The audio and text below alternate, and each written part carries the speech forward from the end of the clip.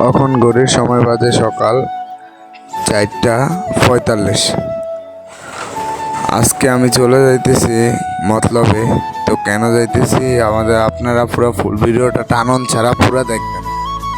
আজকের ভিডিওর মাধ্যমে কিছু শিক্ষণীয় কথাবার্তা আছে, প্লিজ ওই কথাগুলো মনোযোগ সহকারে শুনবেন। বিশেষ করে যাদের বাচ্চা আছে তারা এই কথাগুলো খুব মনোযোগ সহকারে শুনবেন। আমরা চলে যাচ্ছি মতলবে উত্তরে ডায়রিয়া হসপিটাল। এখন বর্তমানে আছি বাবুরহাট বাজার, এদিক থেকে চলে যাব ডায়রিয়া হসপিটাল। সো কীভাবে যেতে হবে তাও আপনাদের মাঝে তুলে ধরব। প্লিজ টানন ছাড়া পুরো ফুল ভিডিওটা দেখবেন।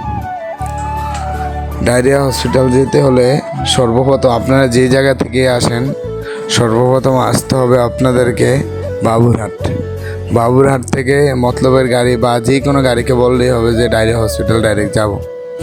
তারপরে আপনাদেরকে ওই জায়গায় নিয়ে যাবে।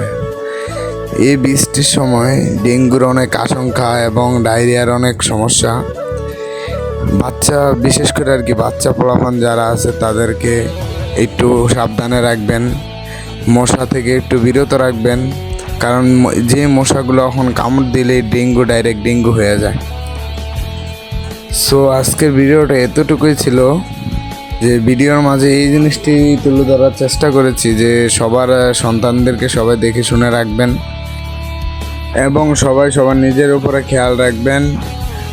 আর এইসব রোগ বালা মুসিবত এই সময় এই যে বাইরের সিজনগুলোতে মানে বৃষ্টির পানি বা অনেক রোগ বালা মুসিবত হয় এই সময়টাতে, বিশেষ করে সবাই নিজেদের দিকে খেয়াল রাখবেন। আজকের ব্লগ এতটুকু পর্যন্তই ছিল। বিশেষ করে সবাই আমার ভাগ্নির জন্য দোয়া করবেন যেন আল্লাহ তাকে তাড়াতাড়ি সুস্থতা দান করে। তো সবাই ভালো থাকবেন। আসসালামু আলাইকুম ওয়া রাহমাতুল্লাহি ওয়া বারাকাতুহু।